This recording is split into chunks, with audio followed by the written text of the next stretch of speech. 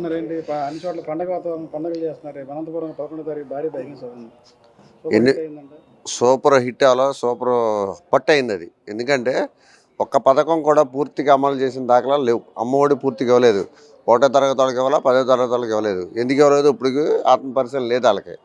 అలాగే విద్యా దీవెన, వసతి దీవెన, విద్యా దీవెన వీళ్ళు వచ్చిన 13 నెలలు 15 నెలల కాలంలో ఇచ్చింది ఒక్క టర్మ్ వేశారు. అది కూడా ఇంజనీరింగ్ కాలేజీ వాళ్ళకి వేశారు. మిగిలిన కాలేజీ వాళ్ళకి ఒక్క రూపాయి కూడా పడలేదు ఇప్పటికి. అలాగే రైతు భరోసా కొందరికే పడింది. అది కూడా వాళ్ళ దగ్గర కొత్త డేటా కూడా లేదు. అది కూడా పాత డేటా. జగన్మోహన్ రెడ్డి గారు ఏ డేటా అయితే తీసుకున్నారో ఆ డేటా, పిల్లలు కూడా ఆ డేటానే. ఇప్పుడు కొత్త రేషన్ కార్డులు ఇచ్చామన్నారు, కొత్త రేషన్ కార్డులు ఇచ్చారు. దీంట్లో కూడా అదే డేటా, జగన్మోహన్ రెడ్డి గారి డేటా, జగన్మోహన్ రెడ్డి ఇచ్చిన నెంబర్లే అన్నీ అదే. అంతేగాని కొత్త కార్డులు ఎక్కడే ఇవ్వాలి. ఇంకోటి ఏంటంటే పెన్షన్లు ఇచ్చారు. ఇది ఒక పెద్ద గొప్ప విషయం. ఏంటంటే భర్త చనిపోతే భార్యకి ఇవ్వటం పెన్షన్.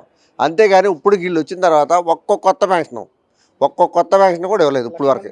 1,00,000 మంది, అదే 1,00,000 మందికి భార్య చనిపోయాడు, భర్త చనిపోయాడు, ఆ భార్యకి ఇచ్చారు తప్ప కొత్తగా 65 సంవత్సరాలు నిండిన వాళ్ళకి కానీ, బీసీ, ఎస్సీ, ఎస్టీలకి 45 సంవత్సరాల వాళ్ళకి కానీ ఒక్క పెన్షన్ ఇచ్చినట్టు ఎక్కడన్నా నిరూపిస్తే ఈ ప్రభుత్వం గొప్పదని మేమందరం ఒప్పుకుంటాం. ఎలా ఉంది 14 నెలల పరిపాలన? 14 నెలల పరిపాలన మాకు నరకం చూస్తున్నాం మేమందరం. ఎప్పుడైతే దిగిపోద్దా, ఎందుకు జనాలు గెలిపించారని చెప్పేసి అందరూ కూడా తిట్టడమే కానీ ఈ ప్రభుత్వాన్ని మెచ్చుకున్న వాళ్ళు ఒక్కళ్ళు కూడా లేరు. అయినా ఇది ప్రజల బలంతో గెలిచిన ప్రభుత్వం కాదండి. ఇది ఈవీఎంల ప్రభుత్వం. ఇది అందరికీ తెలుసు. వాళ్ళు ఈవీఎంలతో గెలిచారు కాబట్టి వాళ్ళు ఈవీఎంల పరిపాలన చేస్తున్నారు.